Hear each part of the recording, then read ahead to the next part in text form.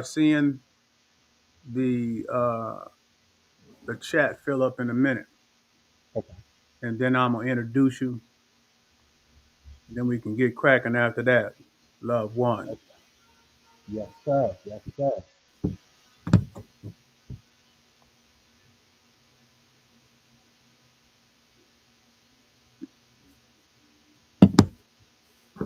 Zoo doo doo doo doo doo.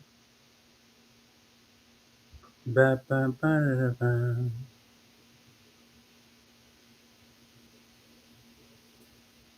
Okay. Want to make sure everything. Here we come. Here they come. Come on in here. Come on in here. As one of my partners would say, wipe your feet off at the door. Wipe your feet up off the door, man. Come in, wipe your feet on off the door, man, and hit that like button. It ain't gonna cost you nothing. I see the remnant in here. I see the remnant coming through this piece. Come on in here. We're gonna wait a couple of minutes, and then I'm gonna introduce my loved one. I see they're coming in here. You can you see the chat on your end, Yes, sir. Bilal? Yes, Okay, yes. good, good, good, good, good. A lot of people popping in. They coming, they coming, they coming. They really want to hear what's cracking. They got to go ahead and tell a friend to tell a friend. You know. Yes, indeed. Share this. Let share this if you can. Let people know we on here. About to get into some salacious stuff, you know. You know, you being my brother, I'm going to drop things that I've never talked about before. You Uh know. oh. Uh Yeah, oh. yeah. You heard it. Yeah, they. I need the remnant in here because at the end of the day, they need to be the first to hear it, and we That's present right. receipts to it. You know. Yes.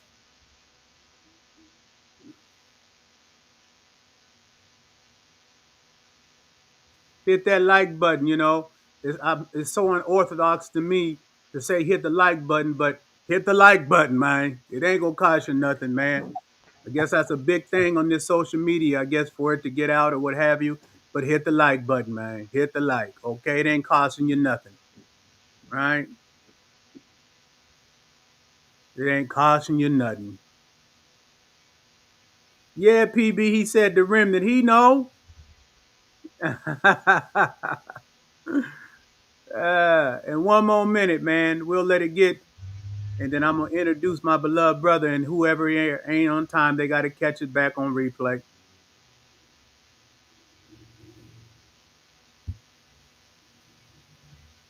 If you guys coming in here, wipe your feet off first before you come into the house, man. And then when you come in, hit that like button. Hit the like button because it don't cost you nothing. It's about to get salacious up in here. You know, the last joint we had like that, we had thank you, PB. We had R. Kelly, right? An R. Kelly situation. And we let Kales just speak, right? Now we got Brother Bilaal that's gonna talk about one of the biggest stars out there and his wife, Will Smith and Jada. So proper introduction. Bilal and I have been knowing each other for over a decade, easy, maybe 2 decades, right? Um, we've always seen each other in passing in different cities. Bilal's been assistant and a friend of Will Smith for almost 4 decades, up close and personal. And he's been troubled in his spirit and decided that he need to get it out of him. You know, sometimes it's like when I did the music and people didn't know why I was doing the music after I did police accountability. People don't know. I had to get that up off of me, man.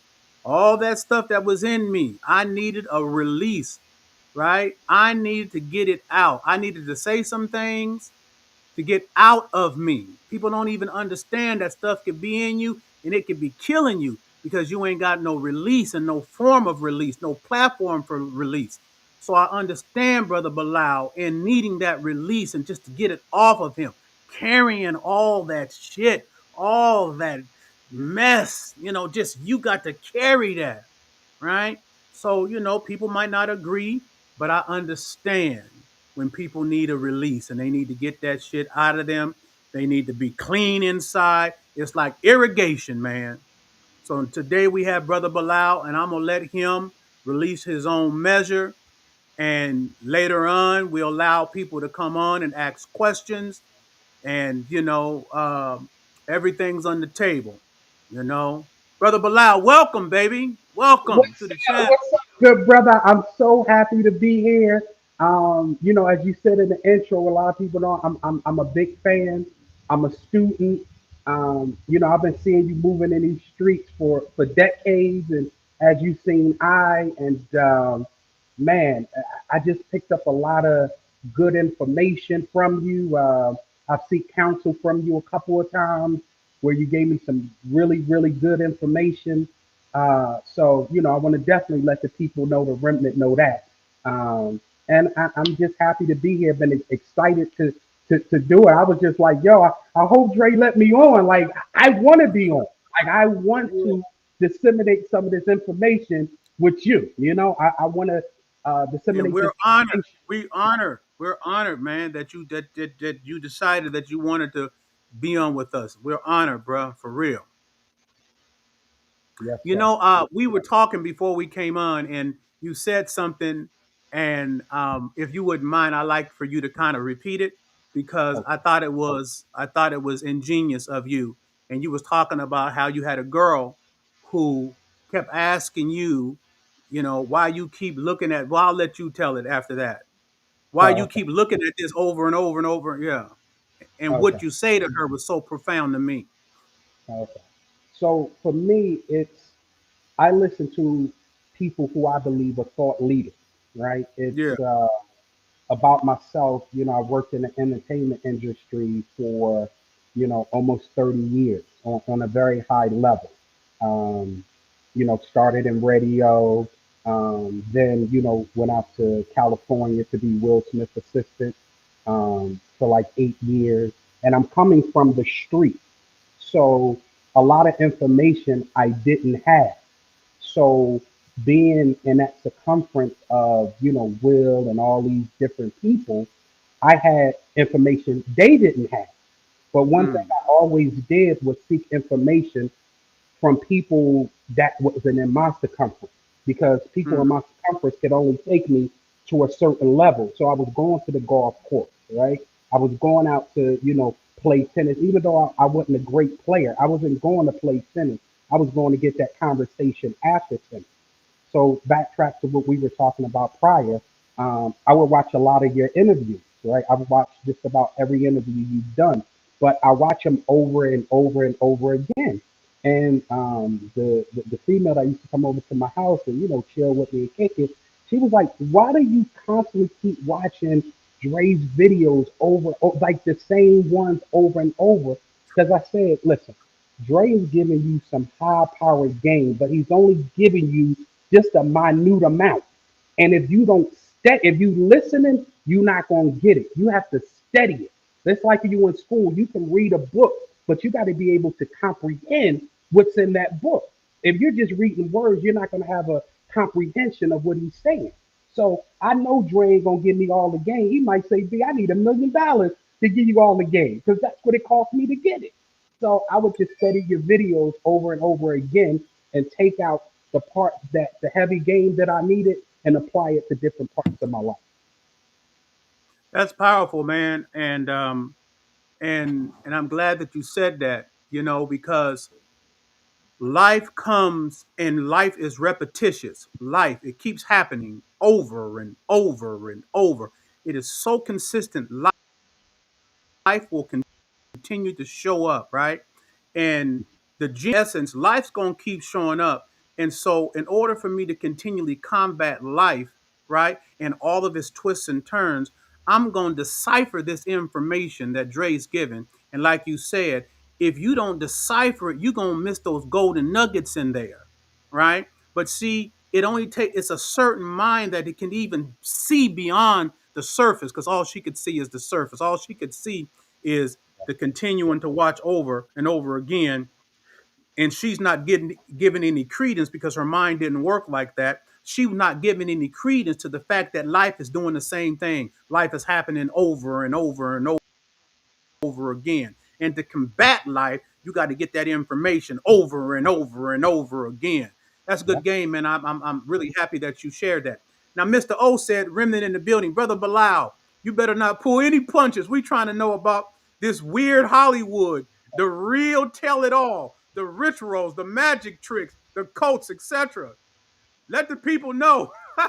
Well, whatever Dre asked me, I'm going to answer. So, I'm an Yeah. open book, Dre. I'm gonna follow your lead as I've done in the past, and it has led me to success. Well, let's get in. Let's get into how when you got connected up to Will, how for that you said about 8 years you was his personal assistant, Mhm.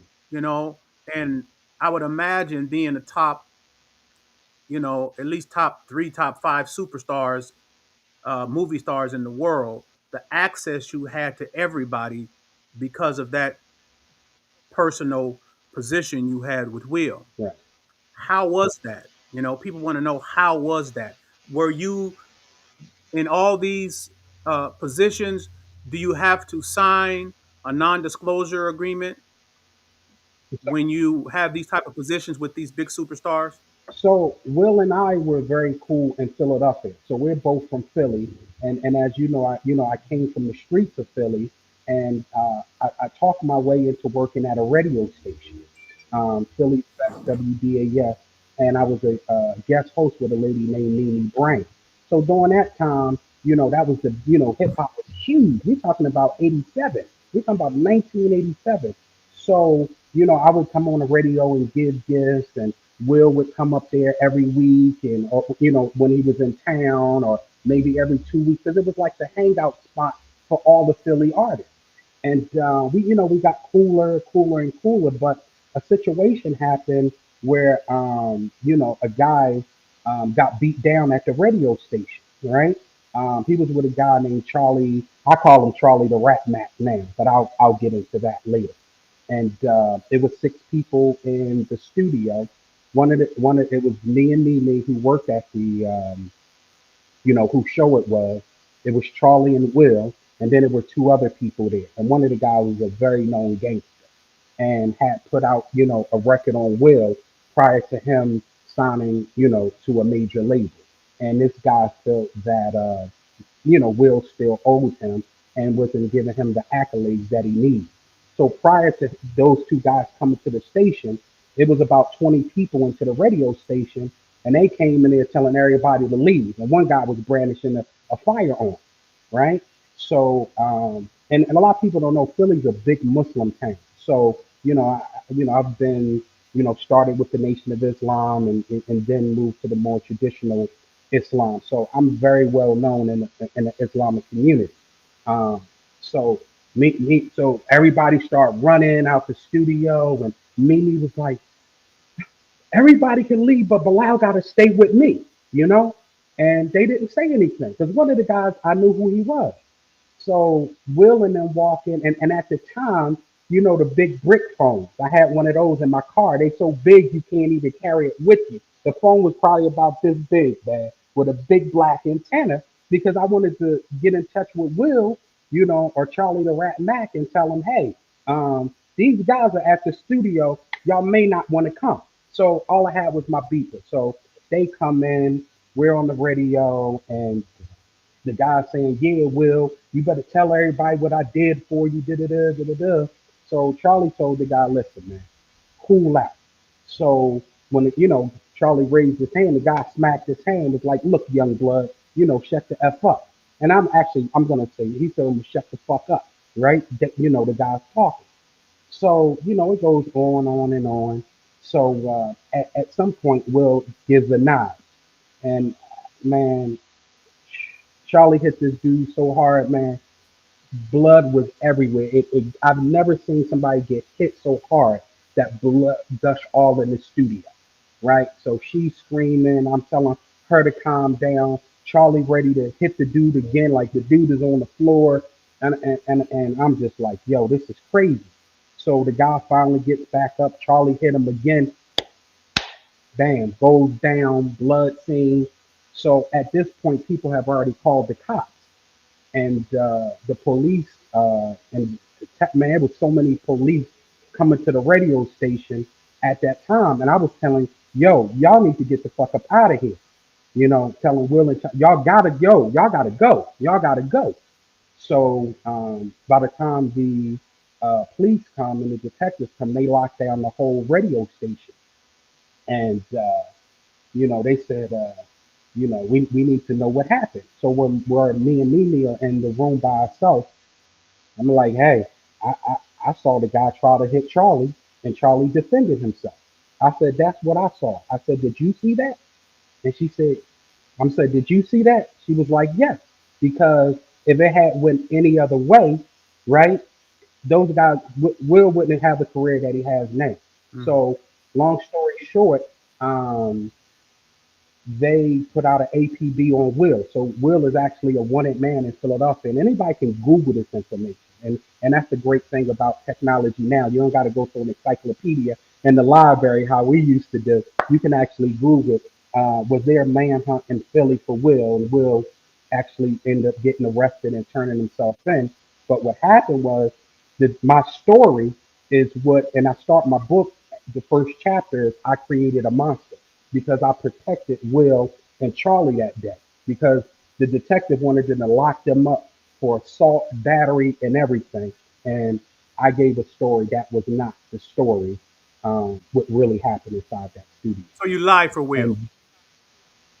And yeah, absolutely, without question, Okay. without question. So what That happened after cemented. that? So that So cemented Will trust, I guess. it cemented our relationship, like to be thorough.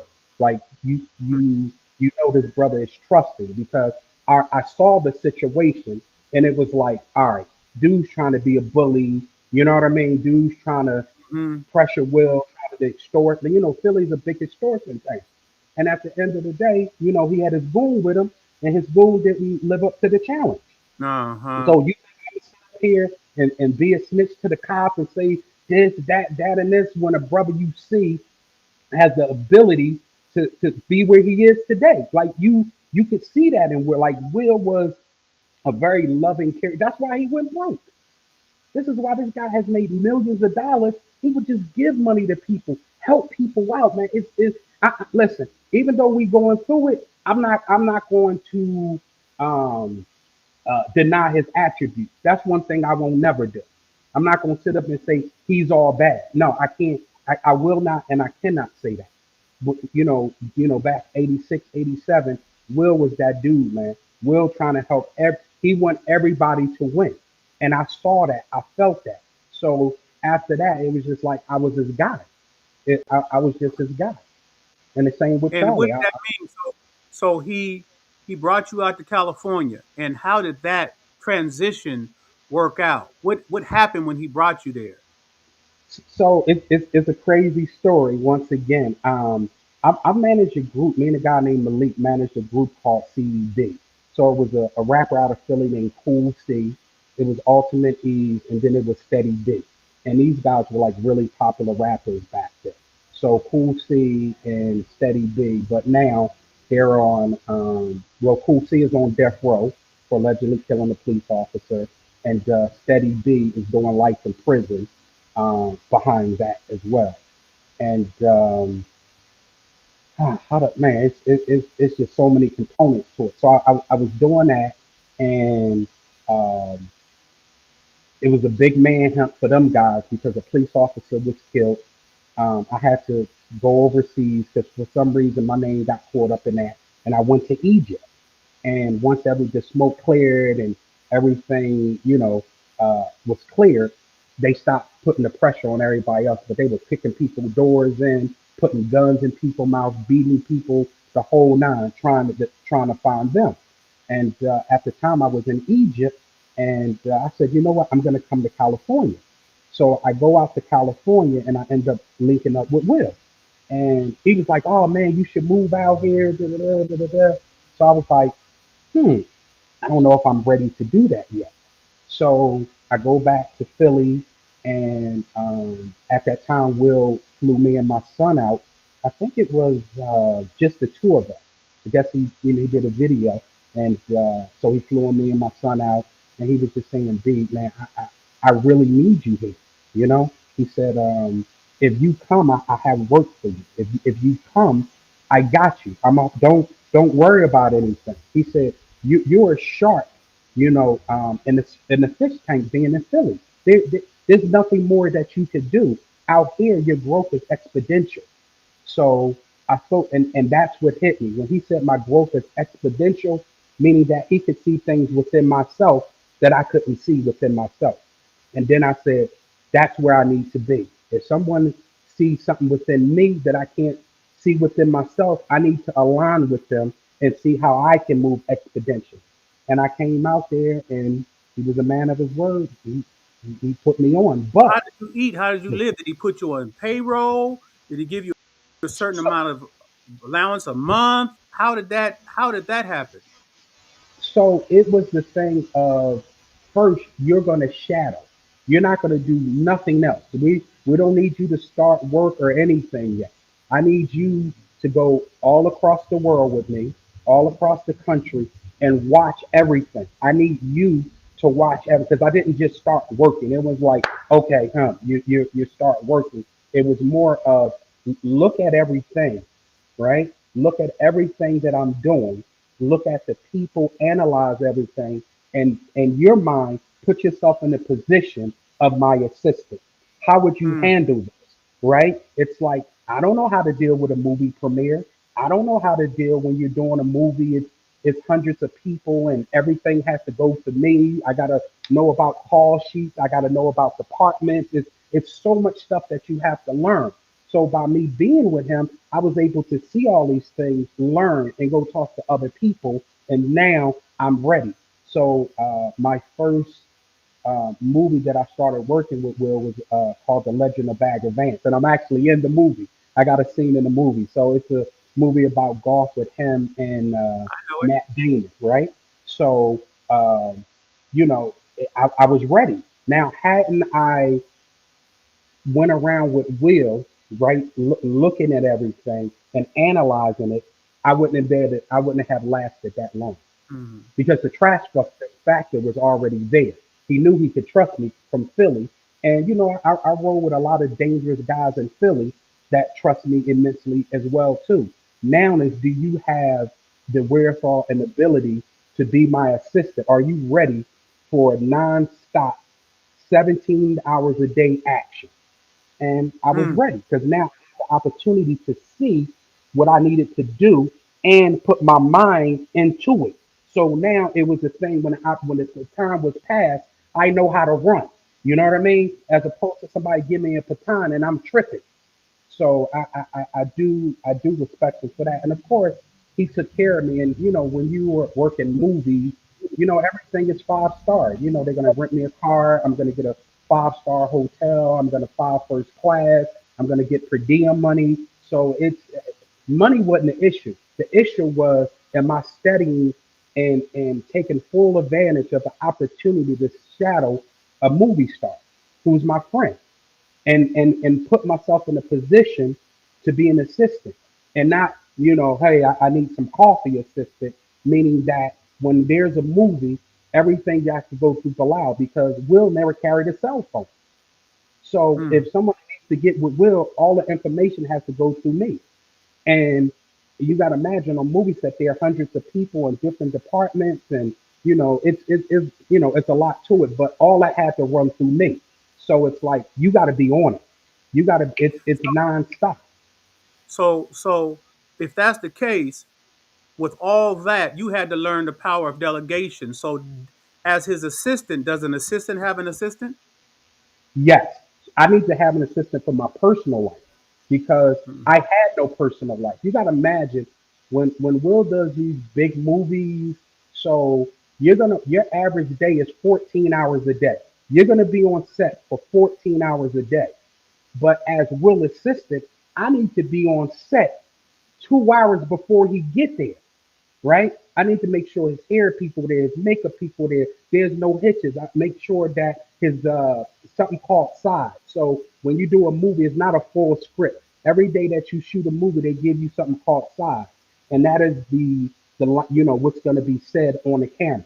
So Will needs to have those. I need to keep them with me so he can run through them. It's just a plethora of things that I have to have before Will even gets there. Period. Period. People that the director might need to sit down and talk to him for a minute. One of the producers might. So I need to make sure all this stuff is done. So he didn't tell me That's a to be. powerful position. Yeah, yeah. So he's not A telling very me. powerful. Yeah, he's not telling me to be there 2 hours in advance, right? I'm knowing by shadowing him and knowing myself, I need to be there 2 hours in advance. Forget us working 14 hours a day. I need to be there 2 hours beforehand to make sure there's no hiccup. And when he pull up, as time go on, he'll see, oh, he's there 2 hours a day, 2 hours ahead of time, making sure everything is in order. And now they're gonna give you more power, so to speak, Mm. because they're going to look at your behavior. Then Or more after he leaves, responsibility. yes, More yes, responsibility. yes. So when he leaves, I'm there another hour prepping for the next day. So my day Mm. is 17 hours a day, period. That's 17 hours a day. So I needed to hire a personal assistant in my life, just make sure that my life functions, because my life is his life. Whenever he Right. moves, I move, right? Whenever there's a problem, I need to be on top of it. My phone is actually ringing even during the night. Hey, we got to change. Boom, boom, boom. All right, we need this. So now when I get to the set, I'm already knowing, and when Will gets there, I can give him a briefing of what's happening today. You really, so you, in that position, what I'm seeing is that that type of personal assistant doesn't have a life. That person's life is that movie star's life. Yes. Everything in your life is secondary. And if you don't have that kind of commitment, you can't be that kind of assistant for a powerful movie star like that. No, no, no. You gotta fully commit. There's no part committing. There's fully I'm not I'm sick, my ankle hurt, I hung out last week. It's none of that. Oh, my alarm clock didn't go. Nah, it ain't on that level. You gotta be functioning on all cylinders. Period. And what did that was from the street level, it's like when you hungry, right? And you need money, you need knowledge, and you need understanding. There's a hunger and vigor inside of you, right? That say, oh, this guy's gonna be something. And even in the streets, it was the same thing. I'm on it, I'm on it, I'm on it, I'm on it, I'm on it, I'm on it. And people, okay, I like this guy. I love this. I love this guy. So my thing was not to get Will to love me, but everybody on the movie set to love me, right? Because the thing is, I know at some point I'm not going to be in this position, so I got to now do my next move by treating people well, making them feel good. You know, basically just catering to people's egos and all that. And Will would always tell me, you need to treat everybody great. So when you're not with me, you have your own relationship with him. Mm-hmm. As we get into the interview, we'll get into that. Okay, I'm gonna take a hard left right now, Okay. and go back to something you said in the beginning. Okay. You said from that situation uh, when you were working at the radio at the radio spot, Hmm. and when that incident happened, got with that dude that came to threaten Will, and the police came and you told them that old boy drew first blood and they was protecting themselves. The opening of your book, your line was, "I created a monster." That's a real provocative statement, right? In light of in light of what you've said right now, and in light of what people know Will Smith as, right?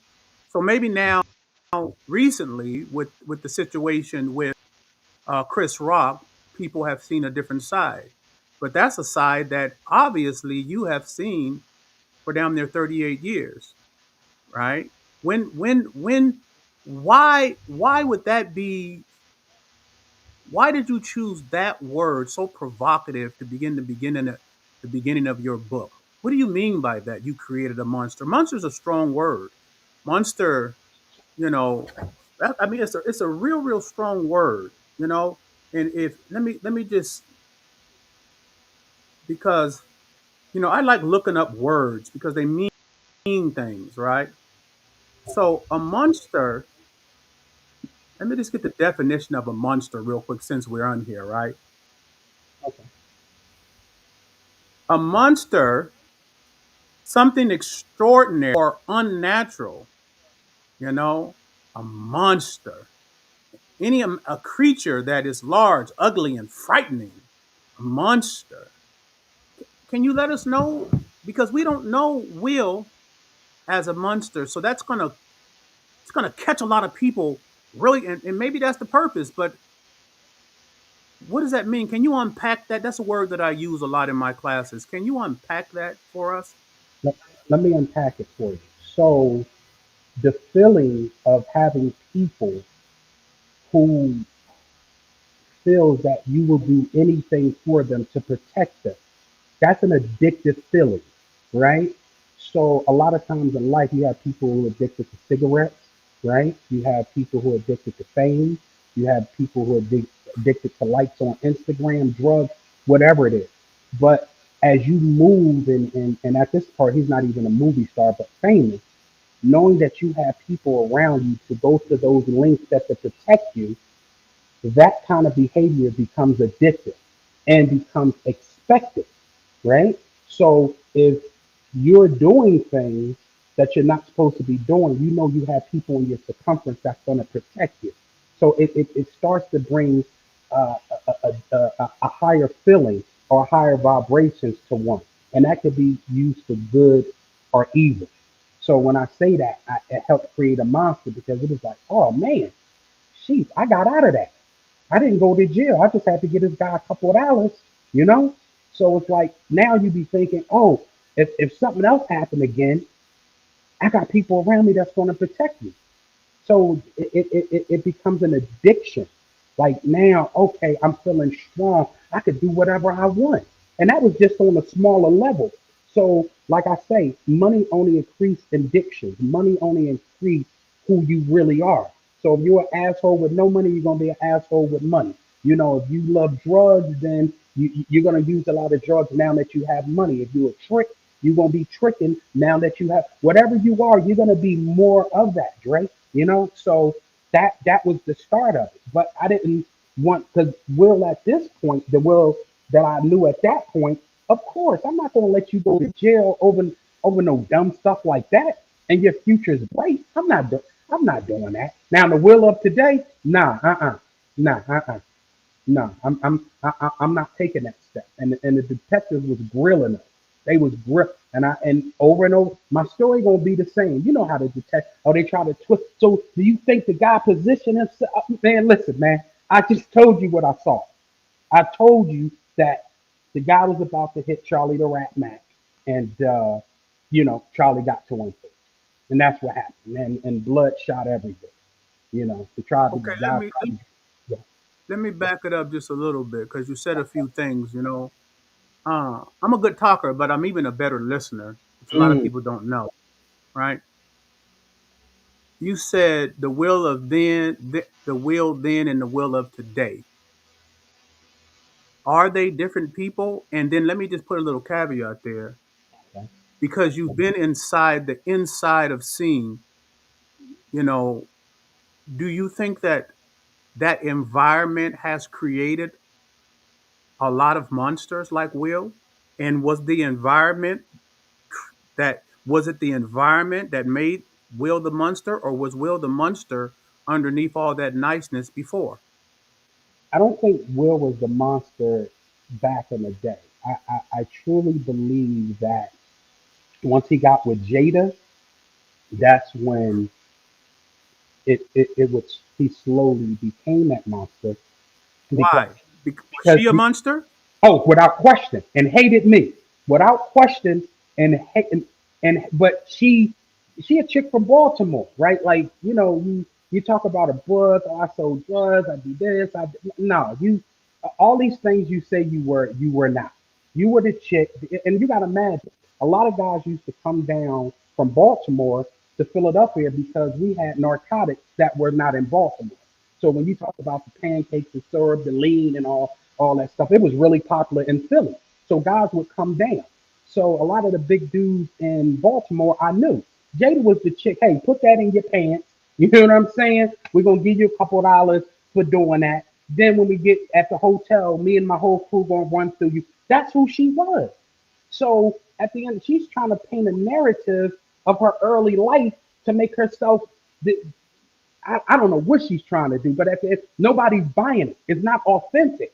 If you was that Okay, but wait, person, I'm going to interrupt you because I can't go past this that fast like that because you're saying some salacious thing. You said she was the chick that put the drug in her pants, and then at the end of that, she get to the hotel and multiple guys will have sex with her. So the question is, how do you know? so that's a great question because a lot of the dudes who were coming down from Baltimore to Philly to cop, I knew. Hmm. So and everybody and Jada was see a lot of people don't know in Baltimore Jada was really popular like doing beauty pageants, singing, all that kind of stuff. So she was like the most pretty girl in Baltimore. And I used to hang out in Baltimore. Not saying that I hung out with her, but now I gotta give her that. In terms of being the prettiest girl in Baltimore, that she was, without question. But you gotta imagine here's a woman whose mom is strung out on drugs. Totally right? Here's a woman who's running the street wild with no supervision.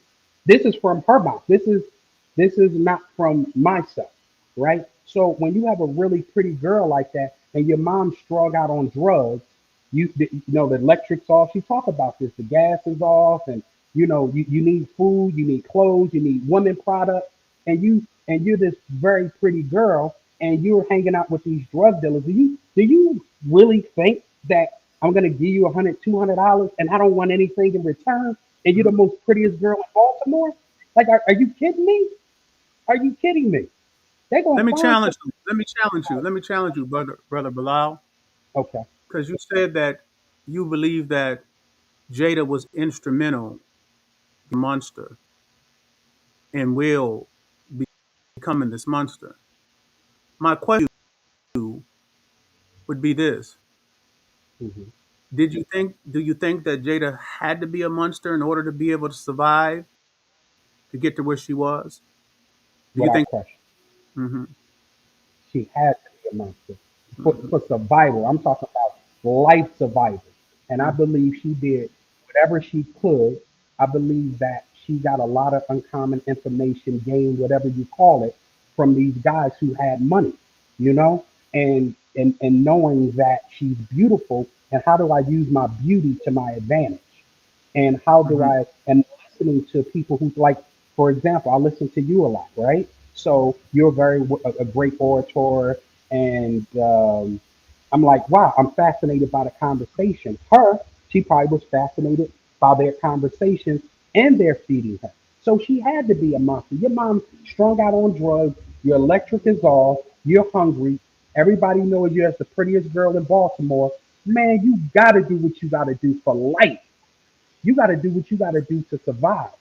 But So let me here's the say. other. So go ahead. Go ahead. Go ahead. Because I So see the, because we keep going, and I be having to make sure the audience because see there's so many questions in between. It's like life is not black and white. There's shades of gray to life, right? okay. And so I'm always looking at all the shades of gray. So on the outside looking in, if I'm looking at Jada, right, and I'm looking at where she comes from, I'm looking at what she had to face and what she was up against, and her experiences, and probably she was used as a younger girl. I don't know this for sure, but if Well, she she's admits running it. wild and Yeah. she's claimed that, and people took advantage of her innocence, and she had to learn how to be hardened because she was taken advantage of in her life, and so she had to learn defense mechanisms in order to make sure that instead of her always being taken advantage of, then she was going to be the one to take it that does the taking advantage of for protection because she had already experienced the abuse,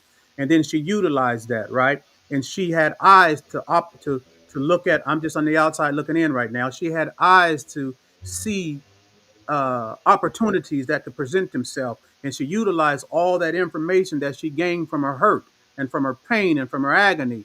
But it cost her that, but it gave her eyes to see opportunity, and so she bubbled and she went to Hollywood because first she went to the little the school, the art and entertainment school, right? Hmm. And she met Pac and whatever else would happen, but she seen an opportunity and she got into Hollywood and used her beauty and whatever else she had to use because she had used it before for survival where she come from. And so now she maneuvered. She got into some movies and because she's still maneuvering with the same information, right? And then Will came along and she's seen Will, right? And she was who she was when she met him, right? But so my question would be now, as his friend, right? As his friend, does your hurt because it's a lot of hurt that you have, right? Does that hurt because then hurt turns into anger and then anger turns into revenge, right? Does that hurt for what she did to your friend who wasn't a monster and who was a beautiful person? Because in the beginning you said you weren't going to downplay that. He would give to anybody. And when he made his first money, that's why he went broke. And he was a beautiful spirit. And he's, you know, does that pain of seeing what that running into this created monster ran into Will, this beautiful individual, does this pain come from that of what you feel that she brought into his life because of who you felt he was as a person? Is that part of the reasoning that you felt that you needed to write this book? Yeah, that's part of it. And then the abuse that I took from her, right? And the abuse and the hurt and the crushing that I see that she did to other. I mean, talking about annihilation, making people want to commit suicide. And at some point, as this goes along, I have to blame Will because he becomes complicit in accepting the behavior of whatever she wants to do. See, at some point now, at the beginning, it's like, oh, my man is shake that off. That in my mind, that's what I'm thinking. Or, he's probably okay. He went through a divorce. He got somebody that's popping in Hollywood at that time, right? So he's probably like, all right, I want this to work. And also you have to understand Will's mindset. Will hates to lose, right? So he's already coming off a divorce, get with this woman, and even if he see these things, he's probably thinking that not probably, I know from conversation, he can make it better. In time, he feels that he can make it better. But from my vantage point, I'm Willis stricken. I don't see how you're buying a chick a Ferrari, jewelry, shopping, and you just met her, and you're just coming off of paying the IRS back. So for me, I look at it as an infatuation, and my man's a trick, right? And how long will she be able to finesse him, right? And him to wake up, and it still hasn't happened. Mm-hmm. So I'm looking at it from a street perspective, and that's a very good point. I have to start incorporating that into my interview. She became a monster to survive. She didn't become a monster because her soul was demented. She became a monster so that she could survive. And now that you said that, it's crazy. I do feel a little hurt for that in the context that you put it in, right? Because I can imagine if I'm hungry, no parents in the house. My mom is strung out on drugs. I'm talking about totally gone, um, and I'm left to fend for myself, right? Like, what would I do? And I think that's a question that everybody asks. If you're in that position, what do you do? I appreciate that. That was a very, very good way to Well, I think that we as Black people, mostly Latinos and Blacks and people that have been in adverse situations, that if you pose the question when you are in that kind of situation, what would you do? I think the obvious answer is become a monster. Mm, self-preservation. One thing I knew on the streets when I dealt with certain cats and I went into different situations, that self-preservation was was paramount. Was paramount Mm, because we might go up in this house and you might have to do whatever you have to do to be able to leave that house. And in your mind, you have to go into these situations with self-preservation. But for me, it doesn't make you a monster. It's you're trying to preserve oneself. And once mm-hmm. she got out of that, because once Jada got out of that position, I'm thinking, wow, now is your time to help other people. Now is your How could she? right. How could she? What else did she know? She Woo, didn't have me. She didn't have woo, me around there to come to that could relate to her. How could she? Right? I mean, woo. and just to go back a little bit to what you say about preservation, I wrote a line one time that the preservation of life trumps law. And I told that when I was doing police accountability, and I'm telling that to Dan Satterbird, who was the King County prosecutor, and the police officers that I was talking to in the meeting, that the preservation of life trumps law. Because this country is always talking about the law of this, the law of that. And so I need to let them know there was another level above that that you guys are not looking at. And I'm telling you that the preservation of life trumps law. So I'm looking at this from a neutral situation here, trying to, you know, reconcile all these things with my mind, right? And I'm seeing from the outside right now. If I was looking, and I am looking from the outside, right? And I'm so happy that you're on to help give us some clarity about a lot of these things that we just don't know about.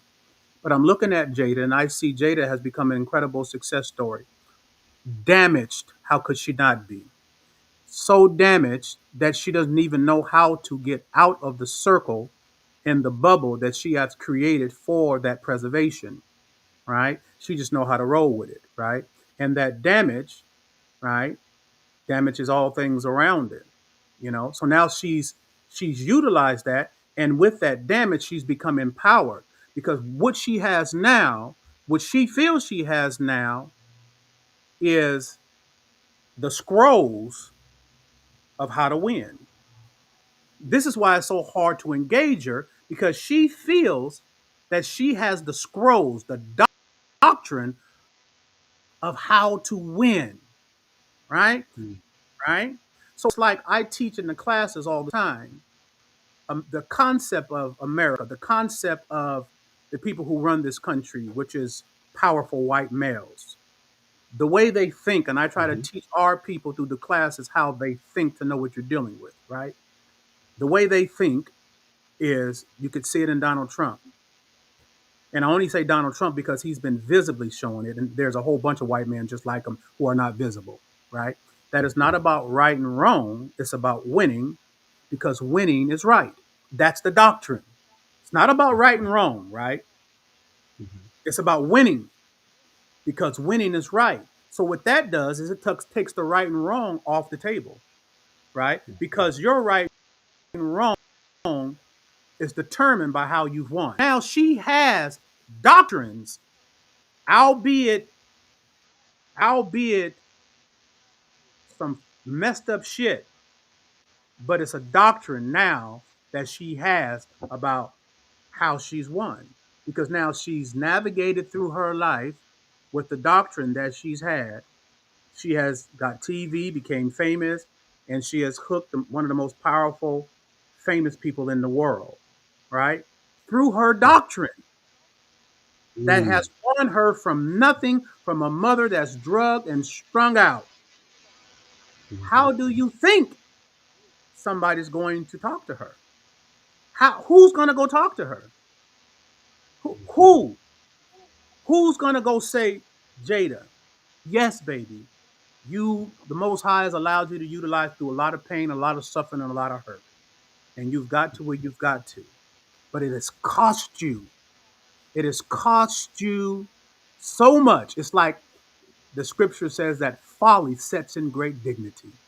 Folly sets in great dignity. You have all that great dignity, but you got folly too.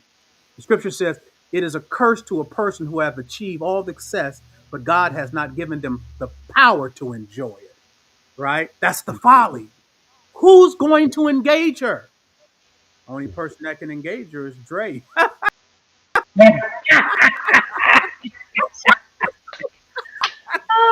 One person that can engage Hey, her is Jake, me. you see, look, boy, you listen, listen. You gave me a deep. Boy, listen, listen. Just for that, I'm gonna get into some of the stuff that's gonna help break the internet because, Let's go. I, man, I definitely gotta now engage your listeners for because we've been talking, and I know they holding at the edge of their seat. They got questions, there's things that they want to know. Just really quickly for me, it's like I'm known in Hollywood. I'm not known to people. I'm in the background. So when like yourself, when you go to my Instagram, you see me with hundreds of celebrities, hundreds, right? It's celebrities and influencers, and I'm giving them products, right? This is my business. My business is companies pay me a fee to get their products to celebrities. Now, what makes it even greater, once I get said product to celebrities, if they post, wear it, or can capture a picture and or video, then I make bonuses, right? So that shows the level of love that all these hundreds of celebrities and influencers have for me because I think that and know that people are attracted to light, right? When you see light in people, it'll automatically attract to them. So it's not like it was. I go back to the thing with Will when he always said you have to make friends and treat people well. And this is the loving will, right? This would now set up a whole career for myself that would take care of my family and myself extremely well. And and it shows the level of relationships when they go to my Instagram. They were like, how's this guy getting stuff to Oprah? This person, that person, Michelle Obama, and man, I don't even know all the people I have on there, but it's a lot, and it's like it's an interaction, and what you see is an interaction of love. What you see is an interaction of admiration, because me being out there for the number of decades I have, I've always remained the same. I've always had this energy where I, I know how to make people feel good, and people want to feel a part of something. That is one thing I always learned from the players in the street and guys who what I call thought leaders today. They would when I sit on the steps with the older men, they would give me stuff and drink. In my life, I never had nowhere to apply it because I was just in the circumference of the hood. And as I got Mhm. out the hood, that information that they gave me, I was able to play in my mind. And so when I met new people, I've always had something to talk about. So I encourage people, and we're going to get into some deep stuff in a minute, but I encourage people to read and I encourage people to travel. These are the two things that are a must. And I'm not talking about no damn Cancun. I'm talking about really no tourist places. Travel the world and read. It will broaden your horizons and it will broaden your pockets. Because when you meet people from certain statures and they see that you're hungry, you want to win, they're going to help you. I didn't get to that position, the position I'm in, just from will. It was other people who saw light in me because they were dark. A lot of times when people see your light, they want a piece of your light. I'm 55 years old. I've been in the streets and I left home at 15. And I've always remained a beacon of light. Period. Because I've always had my Muslim brothers who are going to give me good information. I've always had my Muslim brothers who are going to tell me, hey, B, yo, the XYZ, XYZ. And I listen. And this is why, because they have my best interest at heart. They want you to go further than they've gone. So that is my drive, period. No matter what I do, I'm going harder than anybody else. Whether it's a fight, anything, I may lose, but they're gonna be like, "Boy, that big boy was swinging. He started kicking, biting, chopping. He didn't. He listen." And that will be the topic of discussion. Not Brother Bilaal lost, but his fight was unbelievable because sometimes people forget. But one thing that happens, that hard work is always going to beat that when you outwork somebody, it's going to beat the talent. And Will says that a lot, and that's true. So when I came to California, I came to outwork everybody with this much skill set. I came to work everybody, wasn't afraid to ask questions. I was not afraid of who you was. I got to learn this information so that the people from my hood can look at Brother Bilaal and say, man, he moving and grooving with the biggest of the big. And he's comfortable. It's comfortability in that skin. So I must say that thanks to Will, he put me in an environment, but it was my hunger, fight, and vigor is what got me to where I needed to get to. So let me ask you, Brother Bilal. You said that Jada treated you horribly. And did you feel like Will had the responsibility based on your 38 years of knowing him as a friend? You felt that he was responsible, and I'm asking, Mhm. in at least having your back, even when it came down to her treating you horribly. We don't know what that means. We don't. You haven't unpacked it. What does it mean? She treated you horribly. But are you? Is there something that you expected of Will that have made you feel the way that you feel? What's going on there? So, and I'll get into a few things that she's done, and I won't say it's hurt because one thing that I know is hurt people hurt other people. It's like if I got a pet snake and it bite me, I'm gonna say, well, I know it was a snake. So I am not hurt by her behavior because I know she's already hurt, dark and demented, right? But I've seen the hurt that she's applied to others. So for me, I know it's just the right amount of time for her to put that on me. And her thing was, oh, he smiles too much. He tries to make everybody laugh. He want to be friendly with everybody, right? That was something that, and I don't give her the greetings and salutations that I give others, right? Meaning that, so if I see you, I'm be like, beloved, what's up, brother Dre, man? It's good to see you. I see what you're doing. I love what you did with the police accountability. It was unbelievable what you were.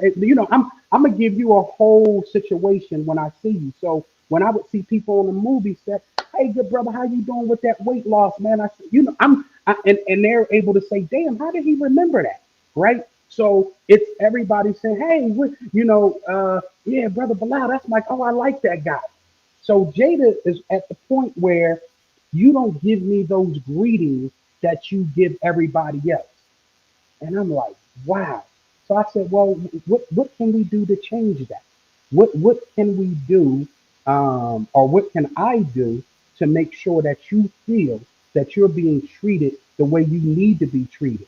Because for me, if you teach me how to love you, if you teach me what you need, then I'm able to give that to you. And she's like, I don't And want this you is to a be. conversation you had with her. This is here's the thing, right? Sometimes when you playing high level games, you got to put your ego in your back pocket, and you can't be afraid of words when people say hurtful things to you because I got a bigger agenda, right? I if and this is one of the games that I got from you from your courses, right? If somebody's able to say, "Oh, he fat," right, and I'm broke down and I can't even function, and I'm so emotionally thought, I can't use my intellect to grow, and I got higher things that I'm trying to accomplish. You think I'm worried about you calling me? You don't think I've been called fat before? Are you kidding me? You just called me all kind of fat motherfuckers before. Oh, well, fat mother Okay. effer. You know what I mean? So So I'm let's not worrying dispel about that. I got bigger stuff on my mind. let's dispel something Go then, ahead. because I don't want to let that go. I was going to come back to it anyway, because I don't Okay. subscribe to the idea that hurt people just necessarily hurt people, right? I think that's a throwaway line, right? Because Okay. in Okay. my classes, I teach that words have worlds. You know, you listen to them, that words have Right. worlds, right? So if I just was to let Mm-hmm. that go without challenging that, then people just will accept it, right? So that's how it is with indoctrination and socialization. Things are said and people just accept it to be true, right? And Mm-hmm. somebody might have said that in order for you to be happy, you have to achieve the American dream. If you accept it to be true, then you're going to be miserable until you achieve it. Then you're going to learn to be a consumer to achieve it, right? It is Mhm. only when you challenge the idea. I don't believe that I have to have this quote unquote American dream to be happy, right? And then so it's just like words, like that. Words have worlds. So hurt people. Well, you just express how that's not true, because you just said that if somebody calls you fat, what do you do? I've been called fat a zillion times. I have higher things to achieve, right? To let you know that that's not necessarily true, right? I could take the hurt. Everybody in life have had the experience hurt, and I don't believe that everybody in life is operating off of their hurt. I think that undeveloped people are. I think that with low self esteem, that that could penetrate them, right? But I just don't believe that nobody developed in who they are. It's like accomplished people. It's very difficult, right, for somebody to say something that's hurtful that's going Mhm. to damage an accomplished individual, right? Very, very, very difficult in order to do that, right? So So let me I go ahead. just go ahead. No, I just wanted to dispel that, but go ahead. So in my ideology, where I am today, Mm-hmm. and what I've experienced in life, and the people in my circumference, I have seen hurt people try to hurt people. I I've have seen it seen too. and this is a majority, so it's not 100% of the time. I feel that the majority of people who are hurt try to hurt other people. I believe the majority of people who are hurt and have low vibrational energy tries to transfer that energy to light. But we have something we learned in school called integrate, where the positive is going to outweigh a negative if the positive is bigger. So for me, I'm coming with a whole bunch of positivity. So your negativity, I'm a drown at. Period. Mm-hmm. It's not what I think. It's science. I'm get this. This is science we're talking about. So, but you and we gotta have that. I might need to purchase a class from you, and we just go into that because that's something that I want to explore even more. And I Because know. I think that people who are undeveloped, are more susceptible Hmm. to reacting to a hurt, right? Because in that case, the whole world's going to be affected because there's no human being that goes through life without being hurt. Yeah. None. Everybody's be hurt. So Yeah. then, if I take that ideology that you have, then you said the majority. Then the majority of the people is just around hurting people because they've been hurt. Yeah. I I see that. you know, I see that. I couldn't. I have a little one, right? Hmm. And I remember when James Baldwin was speaking The Price of a Ticket, a documentary, right? Hmm. And they were saying that he was saying, white folks want your time. You done took my grandmother's time. You done took my great grandmother's time. You done took my great grandfather's time. You done took my grandmother and grandfather's time. You done took my mama and my daddy's time. How much more time do you want? You know what I'm Yeah. saying? And then somebody said, Yeah. well, there ain't no hope. I said, I can't tell the young people that there ain't no hope. I Mm. can't tell the young people that there ain't no hope. So I can't myself Hmm. put out there to the atmosphere or to the people that the reason why people are having a reaction, the reason why people are evil, the reason why this is going on is because hurt people, right? I'm not going to let people off the hook that easily. Hmm. I'm not because life is choices, right? And remember, hurt is something that is normal. It is not exotic. It's not a rare thing, right? It is something that everybody in life will experience and have experienced. And what you do is you learn to overcome somebody hurting you. You have, in order to be a mature, functional man or woman, right? Hmm. If you have not learned, right, being developed in maturity of how to handle someone hurting you, you will never be considered a mature person, a person to trust, right? Yeah. Because then, yeah, you're susceptible to trying to hurt somebody else. That's all I'm That, saying. yes, that I definitely believe. But Hmm. I want to explore this conversation with you offline too, because We will. We will. yeah, I would love to, hear some of your ideologies on some of the things that I think in terms of that hurt and low vibration. So we'll do that offline because I already know Oh, what so these you done people. said two different things that have two different worlds. Hurt, Hmm. a whole world all by itself. Hmm. Low vibration, a whole world all by itself. Yeah, we need to do that. You and I We need to. will, Okay, yeah. appreciate that. All All right. right. So anyway, Oh, so we went back. yeah, you got me on my toe. Listen, I'm sitting up here. Listen, you got me on my toes, man. But I already knew when I wanted to come on here that we're gonna have some high intellectual conversation, and now we can get into what the people want to hear, and I'm Well, let's fine with go. You go. that. You I'm go. You fine go. with sharing. What do you want to talk about now? Because what I asked you in a minute ago is, what was your expectation of Will when she was acting like that to you? And and I know it had to be more than just that. What happened? What did did did Will change and turn on you? Did he become that monster? At what point did you see the monster and then that monster attacked and affected you? Well, let me say this. I will say that if I'm with a friend of mine and his wife is definitely acting crazy, demented, and all that stuff, I'm not going to have a conversation with her. I'm going to have a conversation with her husband, right? And then based on what her husband does, we'll see how that situation played out. And Mm, I do believe that Will should have had a conversation at least, even if it wasn't to my defense, to find out why are you treating this guy this way, and he disseminates nothing but love to everyone. Why do you feel that you need to be this way? That would be my thing. And Will could say, "Hey man, she is XYZ, XYZ, XYZ." I don't know, but at least it's addressed. So the situation was never addressed or handled.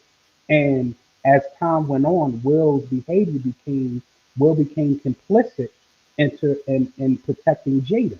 And for me, it's like I know there's so many reasons why.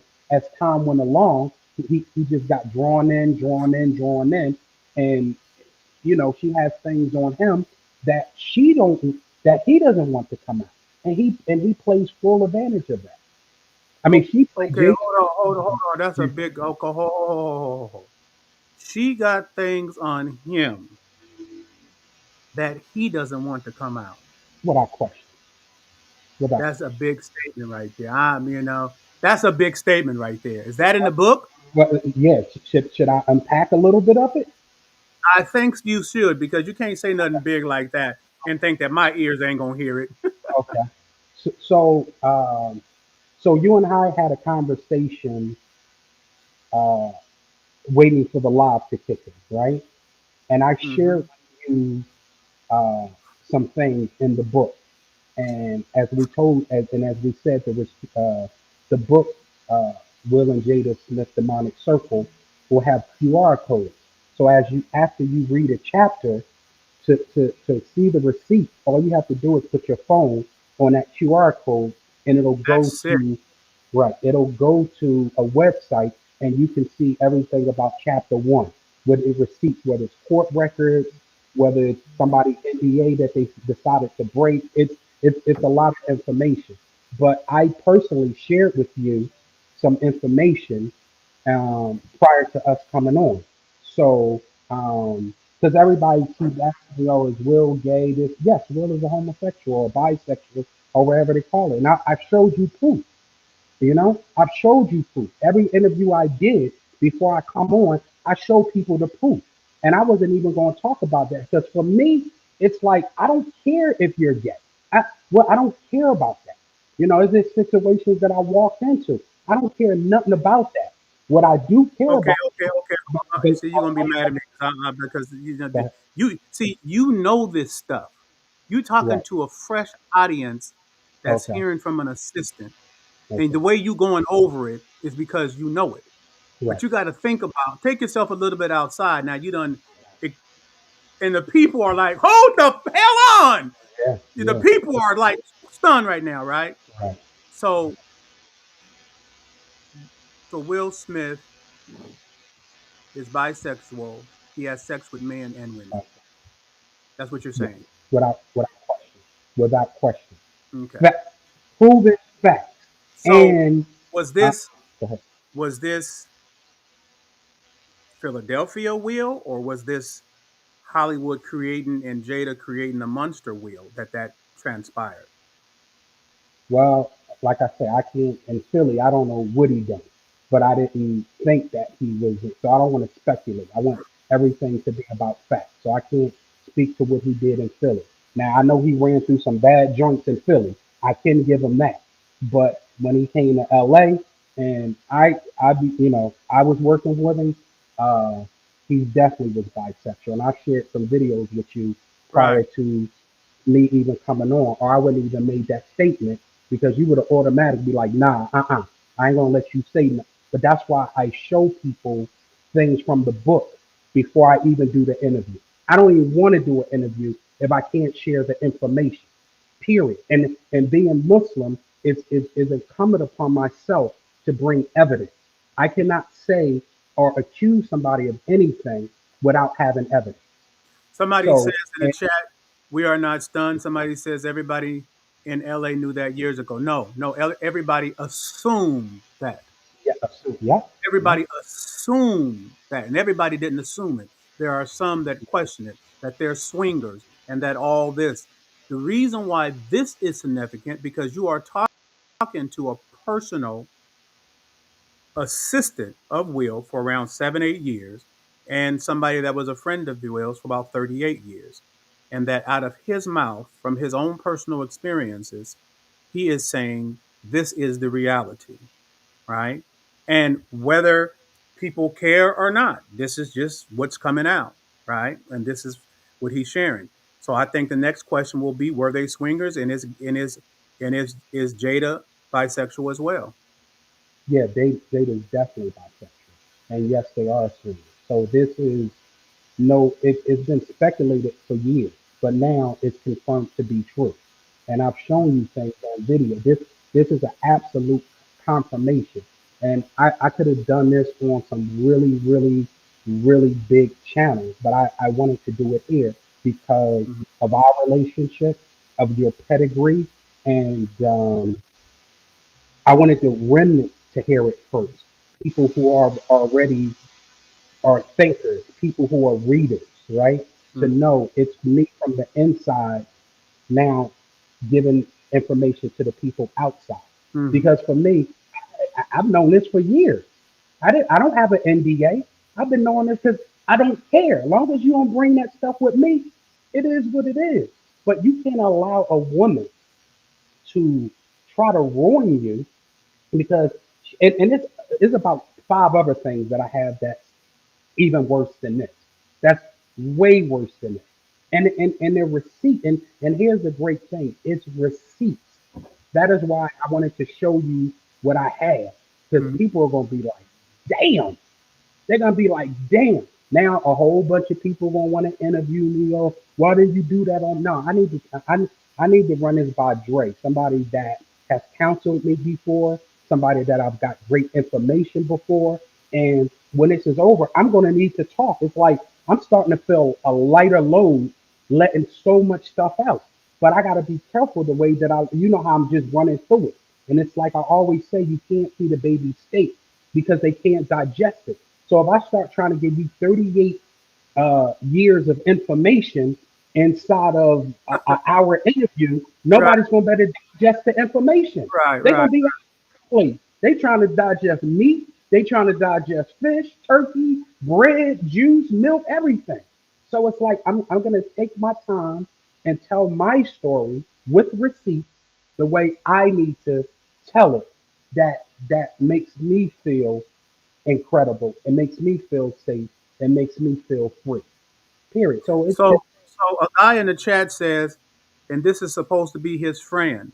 So let me just say before you address that, is okay. that whatever his sexuality is has not made me as a person that enjoys his movies and enjoys who I believe he is from what he shows the public. A person makes me think differently about him because he enjoys a company of men and women. I love James Baldwin, one of the great writers, and he was bisexual. He loved men and women. You know what I'm Yeah. saying? When I was in the game, uh, you know, The girls had friends. I remember they had friends at certain restaurants, and I'd be cool with them. I was never, feeling any kind of way around them. I've just never, because my position has always been, why would I be mad at somebody that has chosen to be gay when there's more women left for me? Pick, pick, Yeah, listen, Dre, you it's a just win-win yeah, situation. You know what I'm saying? even better. But and to answer that question, as I start disseminating information, you'll understand I was his friend, but he wasn't my friend. And things that has happened to Unpack me. that. Unpack that. Say that again and unpack that. I said that I was his friend, but he wasn't my friend. Hmm. So the things that he allowed to happen, and for me, it's like I already know there's going to be comments. There's going to be this is going to be that. My character and reputation of knowing hundreds of people that I could throw under the bus right now and get a bag, I choose not to do. If you try to hurt, if you're coming at me trying to crush and hurt my family, take food out, because I didn't even get to certain things yet. But as time go on, they're gonna be like, man, did that dude ever really, was he ever really your friend? You know what I mean? It's at the point that it's that bad. There's lawsuits going on. There's all kind of stuff happening. There's death threats because they know I got the information. Well, I what are they can't just scared say of, Brother Bilaal? What are they? What's this? Okay, people been suggesting that they've been swinging and gay and all this stuff forever, but what are they afraid of? confirmation from the They're afraid inside. for anybody. Yes. There's been nobody from the inside who's known a person 38 years, proven, knowing 38 years, working a number of years, right?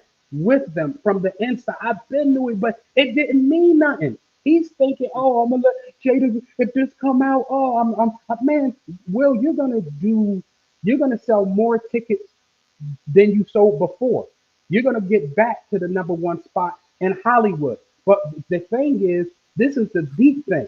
And I'm going to say this slow. You trying to protect you being bisexual, you have hurt many people to protect your secret. You and Mm. Jada have hurt so many people trying to protect your secret. Let me go even deeper since I'm with the remnant. Their assistants and people that work for them now, they say before you work with us, you need to check yourself into a rehab. You're not on drugs or anything, right? Now we're going to videotape you from the house camera. You need to go in our room and take money out our pocket, right? They make you do all these things and have it on tape. So if you're around them and you decide you want to come out, they're going to discredit you. This person's a junkie. He went into rehab on this date. This person, we caught him on camera going in our pockets, taking money from us. But we let them stay. These are the sick, diabolical things that people will do to get the fuck on. Period. Okay, They hold on, hold on. We're going too fast. okay. You telling me that they have devised a scheme, right? That's so deep that they will have people, their assistants, do certain things just in case, or to have them in a cross to keep them from exposing some of the things that they see around them, to the Without question. extent that they will have you go to a rehab, even though nothing's wrong with you, just to Yep. say you've been to a rehab, to go Mm-hmm. and take something from them, to have it on tape, right? This is Mm-hmm. the extent that these folks have gone. Yes, and it's another extent. Take the credit card, go shopping, buy stuff that's your size, not theirs, and then they report the credit card stolen, but they don't press charges. And that person now works for them. So now if this person sees something, right, and they try to come out and say, I saw such and such, they're going to be immediately discredited. This person Discredited. stole our credit card. He brought some Gucci loafers. He brought a nice shirt. We just decided not to press charges because, he had a spout with drugs and here's his rehab. They're going to annihilate you. Prince of They're gonna be Demons. things you. Yes, they're gonna do things. They're gonna make you do things sexually on tape. Like it's crazy With the who? extent and listen. Listen, right? See, now you're getting into the parties and all that. Man, listen, I'm gonna have to come back for all that because people can't even imagine, right? Listen, you ever be at a party? You ever walk into a party, drink? Cause I've seen you so many places, and you ever go somewhere and be like, yeah, this ain't my vibe. It's time to leave. Yeah, in Mm-hmm. LA, and here's the thing. You got to understand, and you're right, Dre, and I need you to counsel me. I need to take a course because I'm talking as people know what the vibe is in California. So now Right. take a page from, let me backtrack a little bit. You have everybody who are locally stars or very talented in their tri state area. Well, and they seek to come to California for the riches, right? And a lot of people lose themselves, right? Because they want that fame so bad. They want to be famous. So you got men not standing on manhood. You have women, who will do anything to try to win. This is the environment, or try to know a lot of people that's in the know, and so forth and so on. So they will do any and everything to get on. So if somebody tell you, oh, I just got to go in this room and I got to do, and it's going to be, I'm going to do it because I get to be with y'all, they're going to do that. They don't want to go back to Chicago. They don't want to go back to Detroit. They don't want to go back where they came from. It goes to your point of the monster and me understanding now why though, because I would say, why do these people do this? And you just made it a point. They feel in their mind that if they don't do this, their survival is done. They're thinking this is self-preservation. Now I have the answer to the question that I've been asking for years. Why are these people doing that? Totally thorough dudes get invited to parties, and the next day you hear what happened to them. They trying to get on. It's the same situation with Jada. It's self-preservation. If they got to go in that room and sleep with two men, they doing that. They trying to get on. They trying to get on. If it's a chick that needs to be run through, she gonna let these guys run through her just to go get to a celebrity party or just to be in the mix. Right? They selling souls out there, man. If you don't know who you are before you go to California, they're gonna teach you who you are. They're gonna mold you and shape you and put you in positions that you never thought you would be in, and you agreeing to that because you want fame so bad. Like with me, I've been around a lot of celebrities since I was younger. I've been around a lot of pimps and players and drug dealers and goons since I was a little kid. So for me, I've always been in that in crowd. And I know that there's certain things that I'm not going to do. And that's why they respect me. They can never say, oh, I seen Bilal drinking. I seen Bilal snorting cocaine. I seen him. They ain't never said that. Now they might say, and got to be honest, they might say, I've seen him with a lot of women, and I'm working on that now too. But at the end of the day, all those vices, that's the light. This is why people, all these celebrities love, because I'm not coming with that. And then my intellect, what I'm able to disseminate to them is information that they never heard. It goes back to that story where this rich king he had 100 wives, and he would sleep with each other his wives, Dre, and didn't kill them after he sleep with them. So he got down to the I think 40th wife, and the 40th wife said, "Baby, before we have sex, can I tell you a story?" Right? And he said, "Okay, baby, tell me the story." And she would give him a story that's so amazing and says, well, let's go ahead and have sex. He has sex with her, but not kill her because he wants the next chapter of her information. So when I Mm. meet people, I have conversations with them that make them want to talk to me again, that makes me want to remember them. And that's coming from being in the streets, talking to these old heads, sucking that knowledge, that wisdom, that understanding. Like, young man, you're going to be faced with many things. Let me give you something to help your journey. And now that I'm in the position that I am so thankful. I pray, I thank Allah that I was able to have these intelligent, wise men give me this information and see some greatness within me. And that's the blessing. So me coming out saying all this stuff is not the hate will and so forth and so on. Man, this is my self-preservation of people who are trying to hurt me. These people are trying to hurt. I'm out the country. I'm out the country right now, right? I'm in total another country. And it's not Right. that I'm scared, right? It's I'm concerned. And as more information come out, people be like, yeah, they're gonna try to whack dude. They're gonna try to whack him. So it's not that I'm scared, but I'm concerned because I know the information that I have. And I know it's Mm. damaging. It is so damaging. And as I get this information out, I can now come back home. Period. And I got a lot of information. You don't be with somebody 38 years, knowing them intimately. Because I don't look at Will as the big Hollywood Bring my honey. superstar. I look at Mm. Will as my guy. You know what I'm saying? My brother from Philly. And to the point, it even goes deeper. He got another dude. And let's talk about the title of the book really quick. Will, Let's talk sorry, Will and Jada Smith, Demonic Circle. And I showed you a book cover with all these different people on it, right? A number of people on it. Well, the number of people on there are the people who help destroy people. When Jada says she wants somebody destroyed, even myself, I had interviews set up, Dre, that about. I was supposed to do. And people would call me back and be like, B, I love you, but I got the call. I can't do the interview. You know what they'll do to me. They'll crush me. And you have to be in LA to understand that. You have to be a guy who understands this stuff is systematic. When they say blackballing and all this is true, and we're going to get into that. We're going to get into how. Remember the name Ken Hertz. This is Will's lawyer. Remember that name. This Say it guy, again. Kenneth Hertz. Ken Hertz, this is Will's lawyer. Remember that name. Egregious, egregious acts against our people.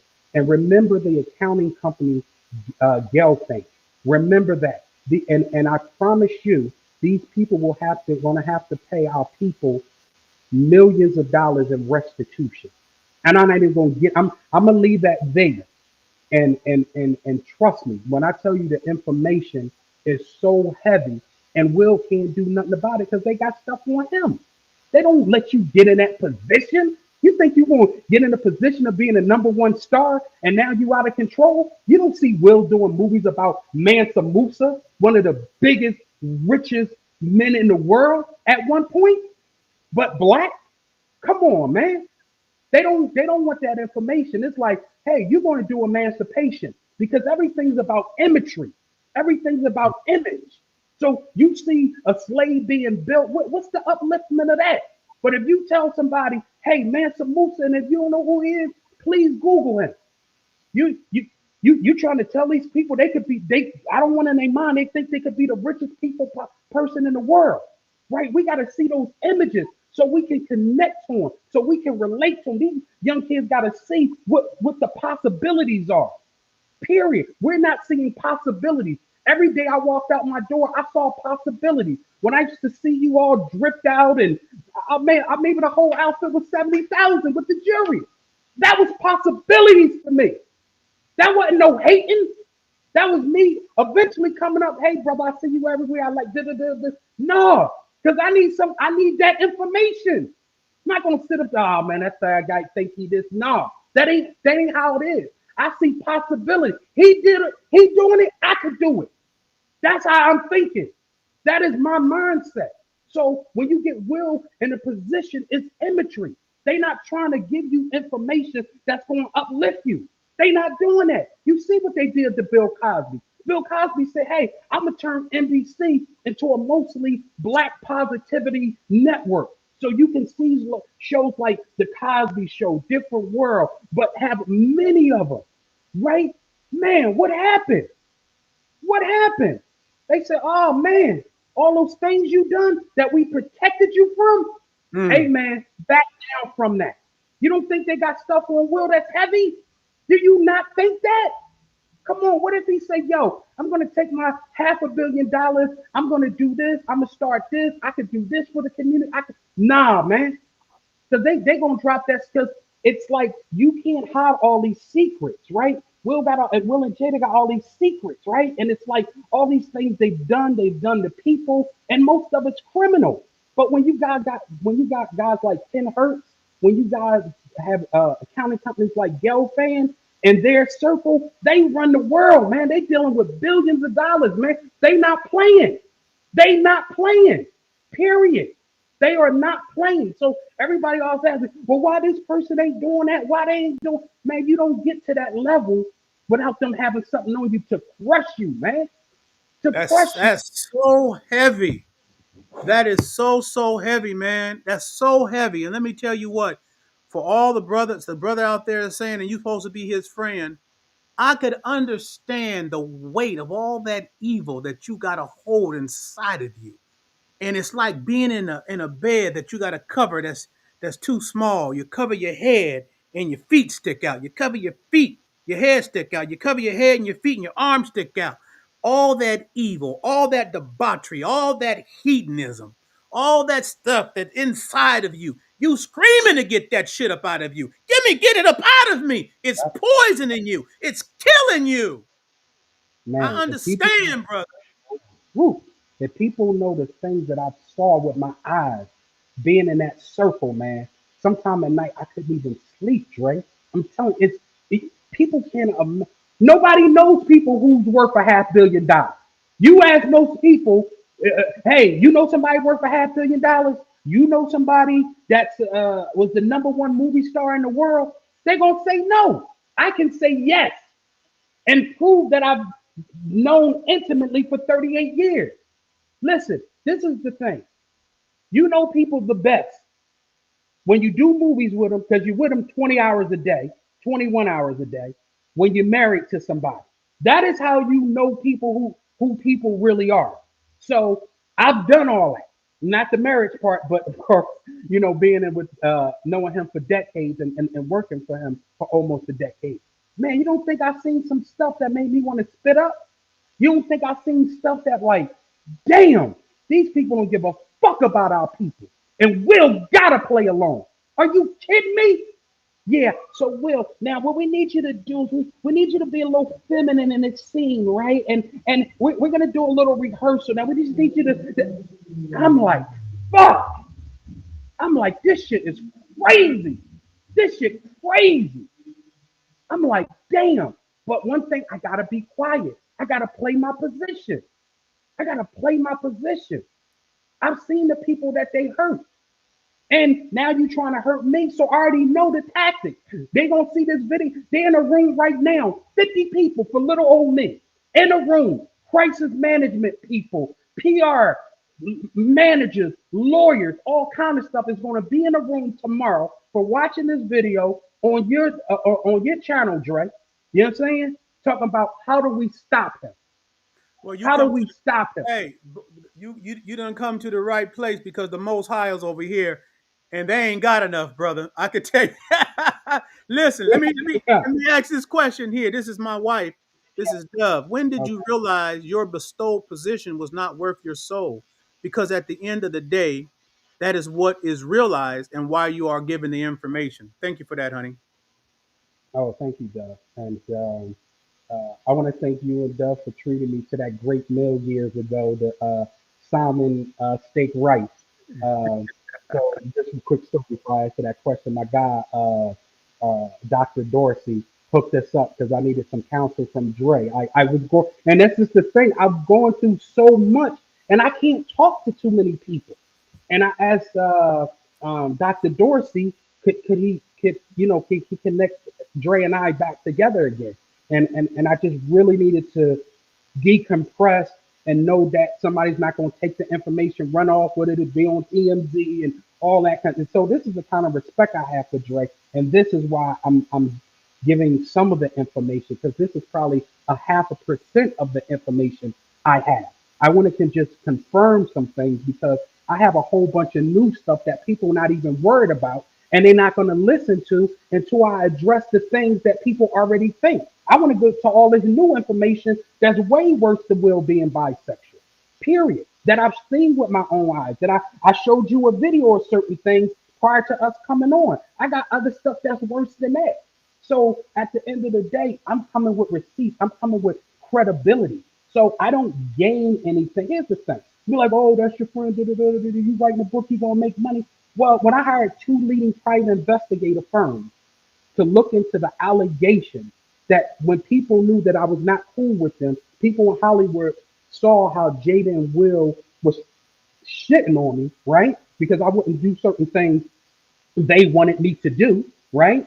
To conform, to bow down, and so forth and so on. Like when I said, nah, I'm cool. I got my own thing going on. No, you gonna bow down. And if you don't bow down, we gonna crush you. And I'm like, well, you know what? Start crushing. Start crushing. And I thought about it and I seek counsel with a lot of my Muslim brothers who I have a great amount of respect for.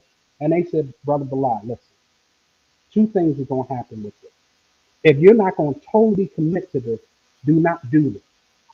You need to leave a very successful business. Anybody can go on my page and look how very much successful I am in celebrity product placement. You have to leave Hollywood.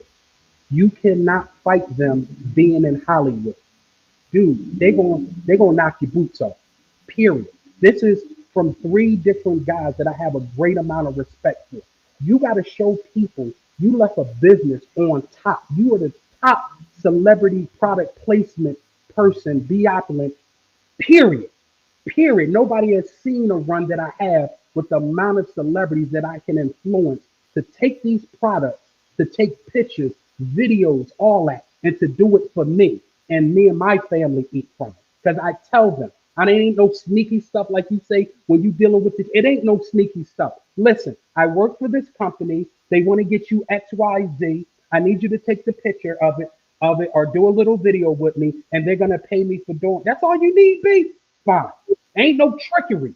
Ain't no trickery. Once you start the trickery and the BS, that's what you known for. Period. Somebody go to my page, they be like, yo, this can't be real. It can't be real. So I got information that I could put out on a whole number of people, but they ain't gonna because they're not attacking me. They didn't try to hurt my family. They didn't try to crush me. Told me they were going to crush me, and period. And then stick those Okay, people. Blau, I know you are fired up, but I get some of these questions in. At Okay. what point in your career did you realize you did not want it anymore? Uh, And what was the deal breaker after 38 years? well, when so Will put out his book Will, and they wanted to pull me in to help with the book, right? So I knew all these celebrities. I was into gifting, so I was supposed to do some gift boxes and so forth and so on. And when it was set up, um, Jada and Will people treated me so much like a piece of shit. I'm like, yo, y'all want this from me, right? This is what y'all want from me. I'm not gonna allow y'all to treat me. Oh, you think? You think you somebody now? We got to put you in your place. Well, I am somebody. I was somebody back then. But if I don't want to bow down and kiss Jada's feet and lick her toes and all this kind of stuff, and I'm not talking about physically doing that, but Hmm? that is the behavior. It's they want to be worshipped. Y'all came and got me. I'm doing my thing.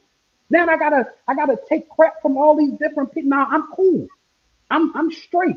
And y'all gonna compensate me for wasting my time. Oh, you giving demands? This is how this going. We gonna crush you. And I told them, okay, crush me then. Fucking crush me. Hmm. So it ain't and now you're gonna see all the things they've done to try to crush me. Dre, when this stuff come out, it's gonna be crazy. So it ain't, oh, I'm just on here, oh, I just saw all this stuff, I gotta decompress. No, they can't, they coming to try to crush me. So do I lay down? It's self-preservation now. It is self-preservation. Period. I'm not letting y'all crush me. I come to conquer. You trying to crush me? Okay, all right, let's see how that go. Let's see how that go. Period. Period. Because you got listen, you got to go to the ultimate extreme for me. I'm not just laying down. I'm not just letting you treat me any type of way. I'm not doing that. I don't work too hard. And because I don't want Jada and her team and Will's team to treat me like a piece of shit. I gotta be crushed now. I'm not doing it. That's not what I'm doing. There's gonna be people that watch this video. They're gonna be like, "Get him, B." There's gonna be people like, "Damn, I didn't even know he was that cool with all them people like that." They're going to be celebrities that have already reached out to me, be like, I'm sorry this is happening, crying. Man, these people trying to, but wait till, oh man, Dre, it's so much information, man, that we're moving the book to February, man. It's so, and since I've been coming out, other people have been calling out, getting in touch with me. Yo, they did XYZ to me. It got proof, got receipts. They got receipts, man. There's been sexual assault, all kind of stuff, man. I'm not letting nobody call me with just saying, oh, guess what? This, no, man. If you ain't got receipts, man, I'm cool. Period. I need to see, and you need to verify. You need to have witnesses of what you say Will did to you, Jada did to you, Charlie Mack did to you, any of these people. And I'm talking about it's mind blowing. I'm talking it's criminal. But when you got guys like Ken Hurt and Gelfand who are so politically connected and who control billions of dollars, they ain't gonna let nothing happen to them. They gonna crush any and everything because, like I say, if Will is worth a half billion, how much are they worth? If Will has made a half billion, how much did they work make off of Will? He a worker. He a worker. No matter how you look at it, whenever that call sheet say he needs to be there 9 o'clock, he needs to be there 9 o'clock, and he needs to perform his duty. That means he got a boss. He can't say, "Oh, I'm gonna take off today." I don't care how much you're getting paid. I don't give you getting paid minimum wage, $20 an hour, whether you're getting $25 million for a film. You a worker. That means you got boss. And them damn bosses, they want a piece of me. The people that's worth billions that know I got this information, I'm not worrying about just Will and Jada, period. I'm worrying about their bosses. Because this is the thing where they now got to reach out to their bosses. It ain't about, okay, they could crush me, they get on the phone. Nah, they don't want that information to come out because they know they into that information. They know they put hurt on our people. They know what they did to our people. They know the imageries they try to project on our people. And Will got to go up here and do the tap dance and the sambo because they got stuff on him that is incredible. Period. So if he Well, get out of well, line, he's gonna be the next Bill Cosby. I well. Let promise me tell you. Well, let me tell you. When it comes down to our people, and it comes down to doing some fighting, you know what I'm saying? I wouldn't care how many billions they have, right? I just wouldn't care. It never affected me one bit, right? I got the most high. And I know they've been so used to hearing Christians say this shit all along, and Christians ain't never had no power to do anything. But they could check my receipts and they could see I've never been a shrinking violator. I done stood up against the federal government. I done stood up a police accountability. And God chose the right one to come when it comes about our people. So yeah, we talking about Will, we talking about Jada, but it's really bigger than them, yeah, right? You keep yeah, saying something that keep me, and that thing you keep saying that keeps resonating with me is how they trying to do our people, the imagery they put out there, and how they control it. And even though we know it's happening because we could see it, for you to be in the inside and the Most High have allowed you to see with your own eyes, and for you to coming out as a testimony that you've been there and this is exactly what's going on. I'm glad you come to our page and share that. And I'm with you 1,000. Wow. Let's go. my brother. Like, the only thing I really need you to do, if you could, I really want to do a good friend of yours show, Corey Holcomb. I believe I this got him. brother, he is amazing, and Yeah, I have so much stuff that I would love to present on his show with the receipts, of course, because everything is about receipts. I wouldn't. It was certain things you would have definitely pushed back on as I've not have shared with you prior to us coming on. And I would love to share, get this information to Corey. Oh goodness, because he's going to be very authentic with it. Because my thing is, there he we're not here to, and here's the thing to everybody out here, even though I'm going through stuff with Will, do not be trying to gay bash with, period. That's his choice, and that's Jada's choice. Let that man live in his truth. I don't agree with it, but it ain't up to me to agree with it. That man got to look in the mirror himself. So this ain't about no gay bashing and all this stuff. And there's gonna be proof that come out that I'm gonna share with everybody that I interview. Yes, the man is definitely bisexual, definitely, and Will is definitely bisexual, and yes, they are swingers. So let's just get that out there and move on because it's so much more information that we got to deal with. So the ones who want to be in that mud and play in it, we're moving to higher heights. As I start to do other interviews, man, we're getting more information. Period. But let's just get that out there. So hopefully that's one thing that Jada can't hold over him. And Will's gonna have to do a lot of atonement because I promise you, Will and Jada. I promise you, as more people come forward, as I start to speak and bring receipts, there's gonna be the next Jeffrey Epstein, the next Bill Cosby. I promise you, Will and Jada. I promise you, because it always start with that one with the receipts, and then the avalanche starts. So there's a lot of time. Wow. And what they didn't do, which they should have done, was put the information out before anybody else. Period. Period. And that's something Yeah, you taught me that's, a long time ago. yeah. Put all your information out there. Because if they say, oh man, this guy's didn't listen, he already said it. They didn't say it. So the other stuff that Will and Jada knows, and I gotta drop this too. There's a guy in Philly called Charlie Mack, who's known Will a little longer than I've known Will. A known FBI informant, and one of the focal points about the book is something that he did to Meek Mill. This was the most egregious crime of putting that man in jail and robbing him of money. And if it was not for Jay Z, Beyonce, Joe Tapatino, who is Donald Trump lawyer, the guy who owns the part owner in the Philly, the Sixers, and a bunch of other people who helped them get out of jail. When that story come out, I got people right now who want to do a documentary about that, and Will enabled that. He enabled Charlie the Rat Mac to do this. Anybody look at him. He What worked did he with do? so he worked with a judge in Philly and a probation officer that he said he didn't know the judge, and it's a lot to unpack. It's a lot. Anybody can Google Charlie Mack Meek Mill, and it'll start to tell how Charlie stole money from Meek Mill, how he put him in jail, how he worked with the judge and the probation. These are all facts. This is stuff that people could go see. When I hired the private investigator, he said this thing runs deeper than you could imagine, deeper than you could ever imagine. And of course, Charlie is had a bad gambling habit, right? And it's just so much. It's and that's why I call it Will and Jada Smith demonic circle. It's those people around them that feel that they can do anything because they see Will and Jada to do anything. And I'm gonna definitely go into that because he has a whole chapter. Dwayne Martin has a whole chapter of what he did to Tisha, who I love, who's a great spirit, a great they tried to crush that woman, tried to annihilate her. And it's too much to unpack. Like I say, I'm gonna come back. But it's like, man, when I come with this information, court documents, arrest warrants, and people calling to get the arrest warrants taken out, meeting with different people so that they don't press charges, it's heavy, man. Brother, it's heavy. This Wayne is the information. Martin, him and Will had a relationship. Did they have a Oh, relationship? without question. Mm-hmm. Yes, without question. I walked in.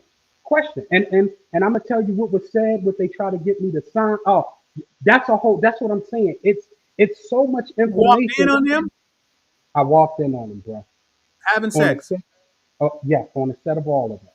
Without on the question. set of what? Oh, it was a TV show called All of Them. Oliver. And you All walked in and Will Smith and Dwayne yes, Martin having sex. yes, yes. Will was I mean, Dwayne was in Will. Yeah. And what they say? So, all right, let me give it to you. Do we have a time for a 5 minute story? Because I want to get Come it to on. the people. Okay. So, uh, then again, I get a call. Will call. I'm not working with Will at this point. He says, "Hey, I'm doing this TV show called All of Us. Me and Jada are producing. Right? I need you to come and hold me down on the show. I'm not going to be there a lot, right? Because I'm producing it, but I'll star on the show a few times." So he had a lady named Jana contact. I said, nah, I said, I'm telling him I really appreciate it, but I'm not interested. Soon as he said Jada, I wasn't interested. I got a call back saying he wasn't asking, meaning that he's telling you this is what you're gonna do. Okay, I come. We go to the thing of casting. We go to thing of doing, run throughs, and then you shoot the pilot. So after they shoot the pilot, Jada doesn't like some of the people. They cast, they recast them and they present it to the network. They get the show. We start taping very immediately. So at the time, he's saying, Bilal, since I'm not there, I need you to hold down Dwayne Martin for me. The, on set, make sure he's cool. Treat him like you would treat me. All right, Will. Once again, he think money gonna solve it. I got you. Don't even worry about it. I got you. Now, what I come to find out at that point was Dre, he didn't have me there as a worker. At that point, Dwayne was messing around with Lisa Ray's husband. He had me there spying on Dwayne. And I was wondering why he would ask me to hold Dwayne down on a damn TV show. If it was a big major movie, I understand that. This was a little show or whatever was on the WB or whatever at the time, right? Why I got it? Because he called me, hey, what you and Dwayne do that night? Did y'all go here? Oh, who was? I'm like, but now at the time, I don't know this. So Will end up coming to, and they had a kind of some type of strained relationship at this point, Dwayne and Will. And so Will did an episode of All of Us. I think he played Lisa Ray's love interest. So once again, when Will's on set, everything has to go through me. So when they say, "Hey, we need Will in set in 5 minutes," they're gonna get in touch with me. We got to get them this information. They're gonna give it to me, and I'm gonna and then pass it on. So we broke for lunch, and I think his name was Mr. Mars, who was the first AD. They said, "Hey B, we need you to find Will because now Will's doing is has two hats. He's acting on the show that day, and he's still executive producer of the show. So they said we need him to come look at the scene before we shoot, and we need him to come in early from lunch." I said, "Okay, I'll do it." Now in the TV movie game, everything is hurry up and wait. So I'm not even 5 minutes walking around trying to find where Will is. Will doesn't carry a cell phone. So they keep calling my phone. Hey, have you contacted Will? Have you? And I'm like, damn, where is? I'm like, yo, I'm trying to contact him, and I'm trying to find it. I'm running all around the set. So I said, nah, I hear some music in the Wayne joint. I said, well, let me just, and I got the key to the Wayne joint because his dressing room because I'm holding him down, right? Um, so I go and I open the door, and that's when I saw like Dwayne was having anal sex, well, within and Will. So I'm like, a deer Was we're here. Like when I opened he it, was behind Will? he was behind Will, Hmm. killing him, murdering, murder. I never murder, right? So I opened the door, and I'm like, listen, Dre, I was like this, right? Then I said, oh shit, and then that's when boom, he come out, wheel up, and they was like, close the fucking door, close the fucking door. Man, listen. So I back out the door and I leave. Now here's the crazy part, right? So now after all that's over, the set is shut down. Will tells me he needs to have a conversation with me. This where it get real deep. So he was like, man, I know you saw what you saw. I said, I don't know what you're talking about. He was like, "Come on, B, you know what you saw." I said, I didn't see nothing. I don't know nothing. I don't know what you're talking about." So he said, "I'm gonna need you to sign some papers." I said, "Will, sign papers for what? I didn't. I don't even know what you're talking about." Now he obviously sees that I've seen it. So he said, "I really don't want you to get hurt." Right? I said, "Well, what does that mean?" Right? So he goes to tell me, and now I'm gonna take this very slow, and then people can go and do the research. He said, "You remember when Eddie Murphy got caught with the transsexual on Santa Monica Boulevard?" I said, "Yes." He said, "Do you know what happened to her when she tried to write a book and she was going to do all these TV shows?" I said, "No." He said, "Well, go home and look it up." So that was one of the things. Now, I'll say I went home and looked it up, and that person was murdered. They said they tried to commit suicide or it was a crazy accident. Who was going to go to a roof, tie sheets together, and try to swing into their apartment? So everybody that's watching, go Google that. What happened to the tranny that was that got caught in the car with Eddie Murphy when the police stopped him, right? Then he said, "I'm known for making raps with no profanity. That's what you know Will for, right?" He said, "I made a song called what was the name of the song? You Saw My Blinker Bitch, right? Anybody can go Google it right now. It's something about you saw the hook is you saw my blinker bitch." And I was like, I never heard you curse on records and all that. And it's talking about smacking somebody. He will use the word bitch a few times. He said they asked me to do that, and I want people to stop and go Google that, right? So because these are receipts.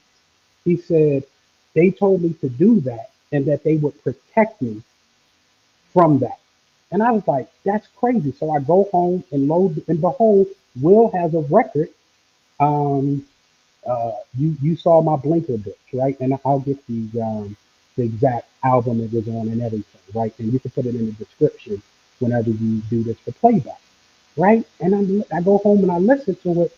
I'm like, oh, she's Will is cussing on record. And he says that that's his claim. He don't cuss on record. Then he said, "You remember what happened? I forget the lady's name from Fresh Prince of Bel Air when Will got her up out of there, got her fired, and they had to replace the Aunt Dark Viv. skinned But one. yeah, yeah, they had to replace it with the light skinned one." He said, "These are powerful people that you're dealing with, B." So I thought about what happened to the transsexual that was caught in the car with Eddie Murphy with the police and what happened to them. He told me that he made this record cussing, right? Calling the lady a bitch, talking about he was going to slap her and all that. And then what happened to the lady who was the first Aunt Viv. And I said, this shit is real. Now I'm going to another level that I ain't been to, right? And he said, I beg you to sign these papers tomorrow. I never signed those papers. Mm. I left the country. I never signed those papers. And I know I'm not supposed to fear nobody but Allah. I could really say that time my hand was trembling when I went and reviewed the information that he's given me, right, to find it to be true. So anybody can go Google what I'm saying. If you don't believe me, just go on Google. And the context of all this will be there.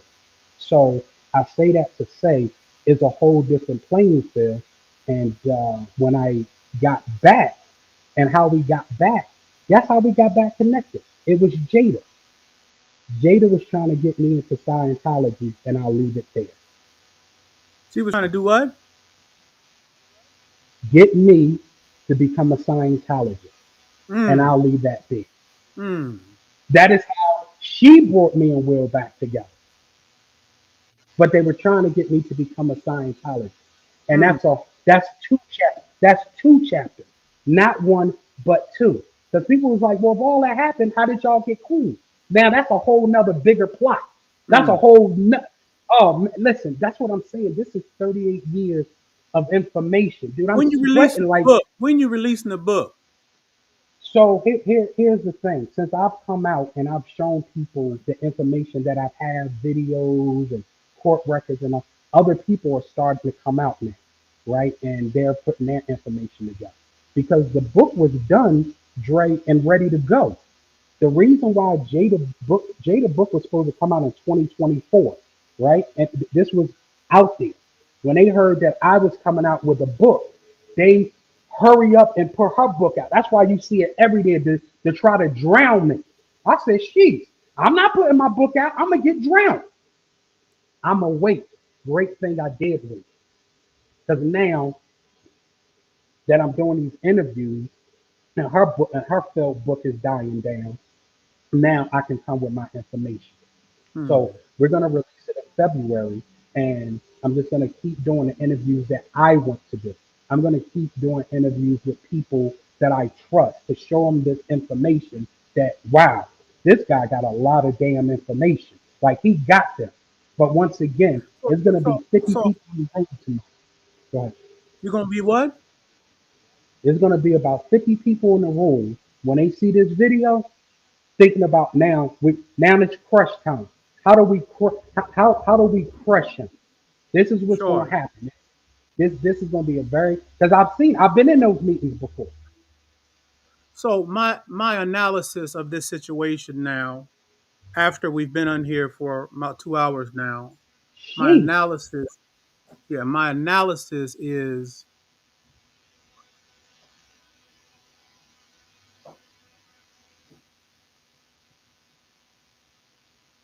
I think your conscience, however long it might have taken, however long, whatever, at some point your conscience, especially being that you are a Muslim, it start weighing on you, man, and you just too much really evil shit, not bad shit, but evil shit, really made you feel a certain amount of accountability to refute, to rebut that. Excuse me, not refute, to rebut a lot of things that were placed inside of your spirit that you had to observe, that you had to, maybe compromise a little, and not say nothing for a while. And I felt like, when Lot, when Lot was in Sodom and Gomorrah, and the scripture says that it vexed his righteous soul, right? It didn't say he wasn't there. He was there. He was there, right? And so he had the experience and what he had experienced because he was there. It was that vexed him. It wasn't the potential of him being there that vexed him. It was if he had the experience that vexed him. And so my analysis of the situation is that that's your experience. You have become so overly vexed inside of you. And the only way you can feel any sense of, you know, I don't know if it's redeemable qualities or, releasing. And the only way that could happen is that you tell the truth and that you get all that evil out of you, all that shit that's wrong, right? Out of you you, but a warning to the people of what's going on inside of these things that, you know, uh, that we have speculated about Hollywood, but that we have a firsthand view of one of the biggest stars in Hollywood and your experience with that star, and that this star is really being controlled itself, right? And it's really the people above that star that are the puppet masters, and they can care less about our people, and this is how they operate because of that. And that's my kind of assessment and analysis of the situation of why this stuff needs to come up out of you. my brother. Well, I didn't know we were 2 hours because it's therapeutic talking about Mm-hmm. this, but I hope and pray that you will have me back on your platform as I start to do bigger interviews, more receipts are released, and I start disseminating more and more information, um, about the book and taking the interviews. I would love to come back because for me, talking to you is not gossip to you and I, right? This is some high level serious stuff. And and I'm not worrying about what anybody's saying because that's the mindset. Oh, there's that because they've never been to great heights before, right? They've never accomplished great things. So in doing that, it's complex. There's a lot of complexity.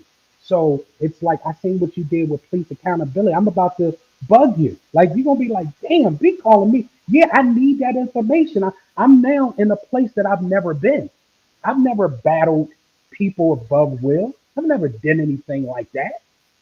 So I gotta pray to Allah that I stay safe. I gotta pray to Allah that I stay in the truth, keep putting receipts out on everything that I'm saying, and that um, people will now unite around me, so these people don't try to hurt me. Mm-hmm. Period. So I pray every day for that, and that it's great that I have people like yourself and other thought leaders that I know that I can just call and talk to give me some advice because I've never been in a battle this big, Mm-hmm. never. And last thing I want to say is that I don't want people to take this interview and try to start bashing Will. and Jada for being bisexual and swingers. That is that's low vibration energy. That is low, and I don't support it. And I'm not saying that you should, but at the end of the day, do not try to take my words and try to use it as all these people. Now, that's what that person chooses to do. I might be into polygamy, where I have more than one wife, right? That's my world, and that may be my truth. Let me live it. It might not be for everybody. That might not be for everybody.